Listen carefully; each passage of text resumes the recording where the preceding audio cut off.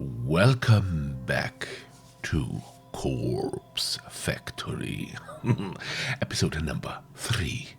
My name is Mr. Doctor. Welcome back. So, I've still no idea what's going on here. Well, it is the third episode, but so she did send a photo and a number of somebody she wants to be dead, but she herself received a photo of her own corpse. It's so confusing. And that's it. The end of the discussion. Neither poster followed up on the conversation. Damn it. That's all? That didn't give me anything to go on.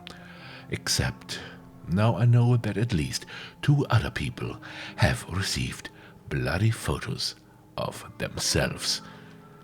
I wonder if those photos were as extreme as the one I received. What happened to these 2 posters? Why didn't they continue the discussion? I feel myself beginning to sweat. My body is going from cold to hot and back again several times a minute. It feels like I have a fever, but I know it's just stress tearing me up. I check the time. It's 9. No, it's 6. Fuck. Sorry. It's 6:59. About half an hour later. Sorry. About half an hour until the time printed on the photo. I take a deep breath and the doorbell buzzes. I freeze in place, unsure whether I should answer the door. In this sketchy apartment building, it's a risk to answer the door on any given day, before even taking into consideration that some psycho just texted me a photo of my own corpse. I tiptoe toward the door on stiff legs and gaze through the peephole. There's no one there. I breathe a sigh of relief. Maybe I'm just on edge, and the doorbell echoed from someone else's apartment. Besides, I don't know of anyone who would visit me unannounced, especially this early in the morning. I slump to the floor, my back sliding down the door as I come to rest on the carpet, my legs splayed out haphazardly in front of me. I've had enough fear for one day. I have to just believe this whole thing is a hoax. It's probably karma for trying to get revenge on Kurosawa. Yeah, that's it. Karma. The doorbell rings again and I scream in shock, my head slamming back against the door I was resting against. I jump to my feet and ignore the peephole, this time simply swinging the door wide open. A gust of chilly morning air sweeps into my apartment, and I shut my eyes tightly against the sudden cold. My messy hair tangles in the wind and obscures my vision when I open my eyes. Quickly, I sweep the hair out of my face and look around. There's no one here except a metal trolley is blocking the walkway in front of my door. A stark white bag about the size of a human body rests atop the trolley.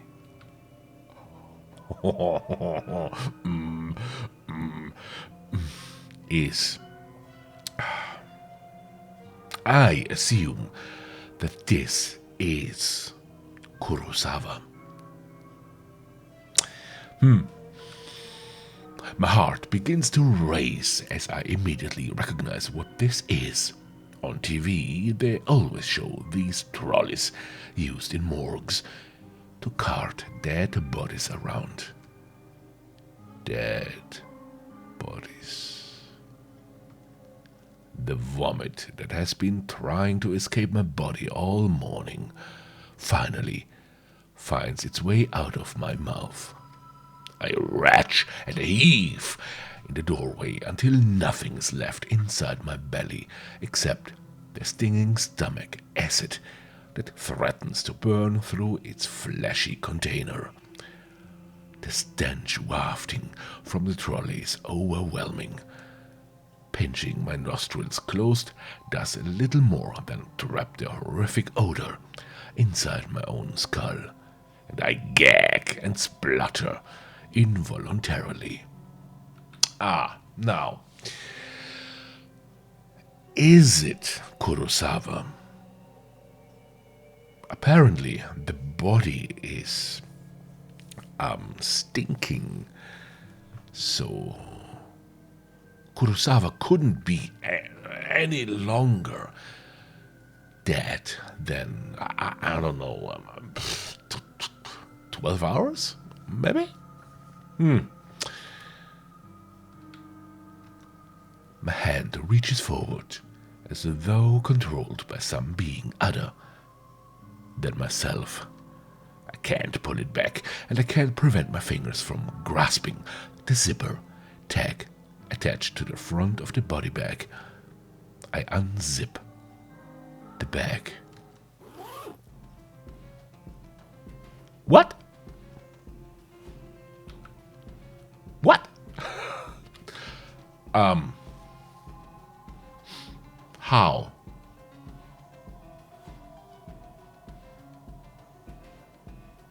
Huh? And there I am, a wretched corpse, exposed to the day's first rays of sunlight.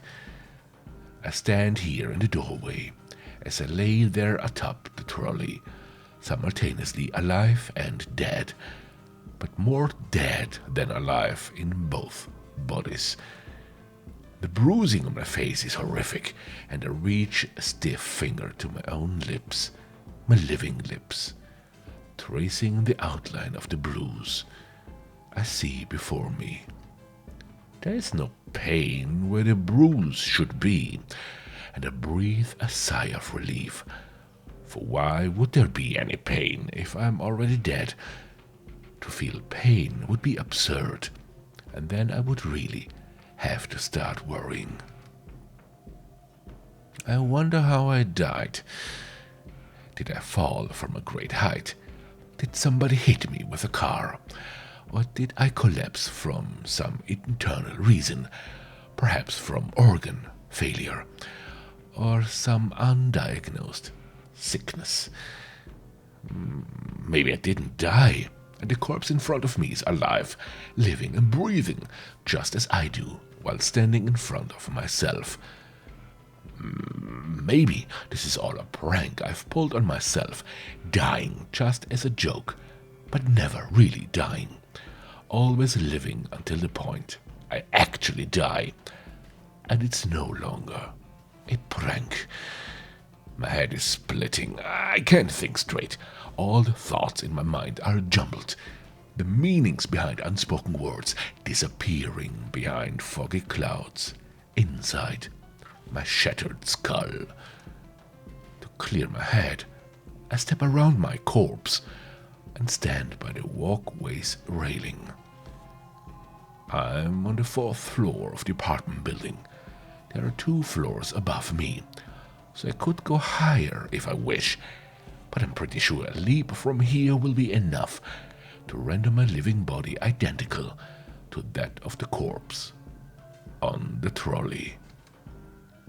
At this point in time, there exist 2 versions of Emi Katsuno. One is living and is me, and the other is dead, but is also me. I can choose now to be alive and dead, or be dead and dead. But I cannot choose to be alive and alive. So even if I choose to be alive and dead, I will still only be half alive. But choosing dead and dead is nice and clean, absolute, and indisputable, solid state of existence. I grip the cool steel handrail and lean over the walkway, my hair whipping against my face, thanks to the relentless wind.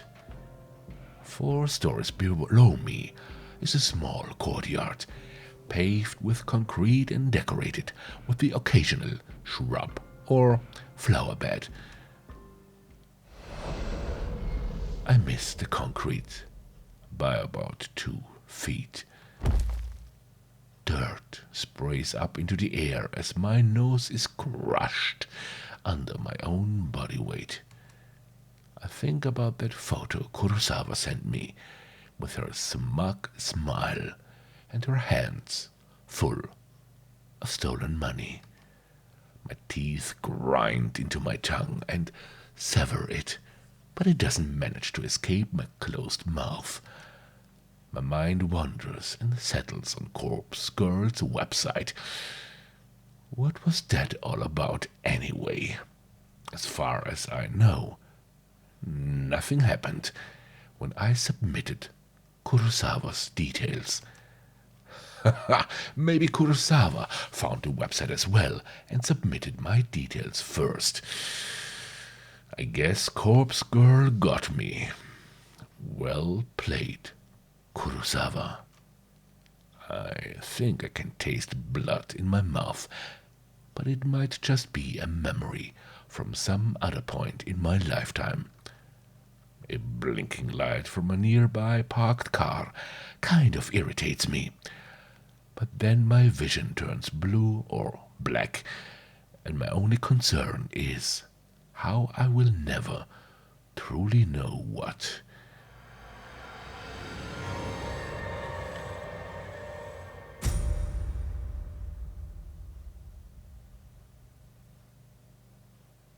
Corpse Factory.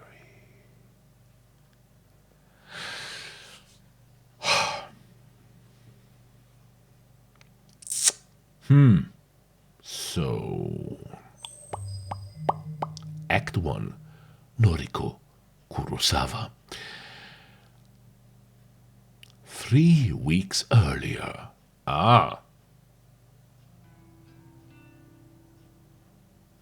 May 25, Monday morning.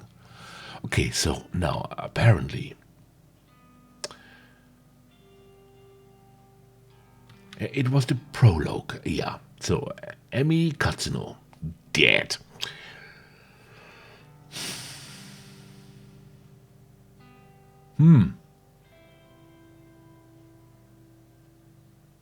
Okay, now it's 3 weeks earlier, so now we will get some backstory to all that confusing stuff that just happened.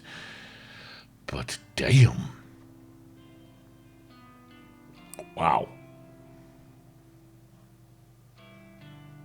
Okay, so now apparently we are the next character. Again, a young woman. Again, I will not do voices. No. Can't do it for a whole game. I've always liked the shape of my eyes. I can be critical about other parts of my body, but I will never complain about my eyes. With or without makeup, I think they look great. Mother used to tell me I inherited her eyes, and my big sister inherited father's eyes. To be honest, I don't see any of father's features in myself or my sister. But I do agree that my eyes are exact replicas of mother's. Mother doesn't see too well anymore, and that might be something I have to also worry about in the future. But for now, My eyes are perfect, and I couldn't be happier with them. I wear eyeshadow and eyeliner to bring out my best features. Some people tell me I use too much makeup, that I tend to overdo it and make myself look intimidating. Well, I don't really care. I mostly like the way I look, and honestly, how many people can claim the same?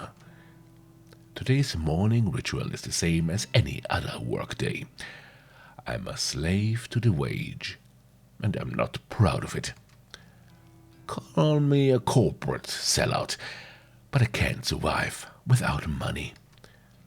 My alarm goes off at 6 a.m. The shower is running by 6:05, and I'm dry and dressed by 6:15. I skip breakfast because I'm watching my figure, and spend until 6:30 working on my makeup.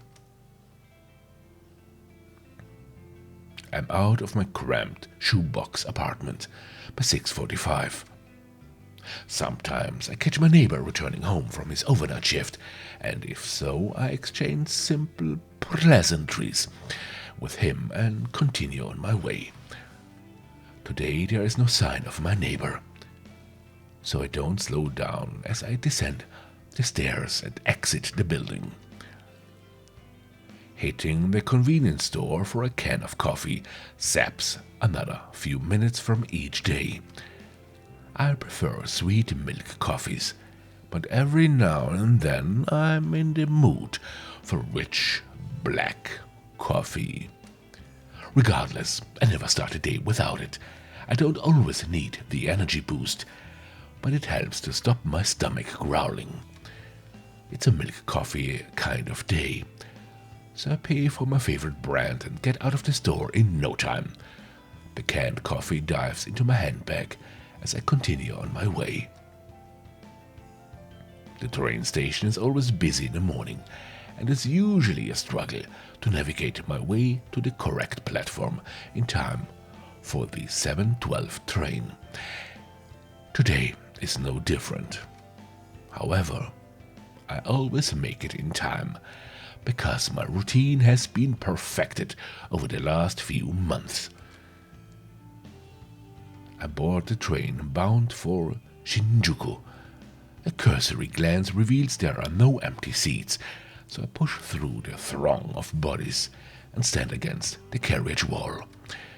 Whenever there are seats available, I like to sit and read, but it's much more common to have to stand and stare at my phone screen like almost everyone else. When I do read, I read the classics: Stoker, Lovecraft, Poe, horror, Western horror. That is my favorite genre. And of course, faithful translations into Japanese are as good as it gets. My English isn't nearly strong enough to read these novels in their original language. If I'm stuck staring at my phone screen, I like to stalk people online, acquaintances, or the few friends I have. Lead such boring lives. They post about the most mundane topics all day, every day, acting like they will shrivel up and die unless they get the attention they seek. In their dull, tedious lives. Wow, sorry, I just looked at the clock and then I find their dull, tedious lives simply fascinating. From behind the safety of a glass veil, I can fulfill my voyeuristic fetishes and consume as much pointless information as I desire. Knowing every mundane tidbit of people's daily lives turns me on. This morning is the same as any other. I stare down at the phone held in my frail hand. My fingers move of their own accord, scrolling and tapping against the backlit display, pausing, pondering, pouncing on any post or picture that my pupils haven't yet consumed. Standing in the train carriage, packed to the gills with people, I can't help but feel my face getting flushed and my steamy breath escaping my lips. I digest post after post, photo after photo, memorizing the comings and goings of every single person on my noise activity feed. I catch my breathing getting heavier, my gasps becoming short and sharp. Ray went to the dentist yesterday for a root canal. Mizuno shared some photos from her international vacation. Kawahara objects to owning pets and thinks all animals should be free. My cheeks glow crimson. My chest begins rising and falling quickly. I clutch the collar of my shirt, knuckles whitening, knees shaking. A few people in the carriage start to move away from me, but I barely notice them. My fingers keep scrolling, and I hit the jackpot. A new post from a co-worker in my office, Tomoe Watanabe. She's a gal girl, the type with a heavy fake tan, bleached blonde hair, and questionable clothes. I hate her, but I love her posts. This morning's update reads, Tomomo, okay. Just found this corpse girl website. Such fake bull. Waiting to meet a bitch to try it on. Tomoe just discovered corpse girl's website. Huh. Still very confusing. Very confusing. But I am invested. Definitely invested. Corpse Factory, episode number 3. My name is Mr. Doctor. Thanks for watching. I hope you liked it. And we will see each other in the next one. Bye. The frame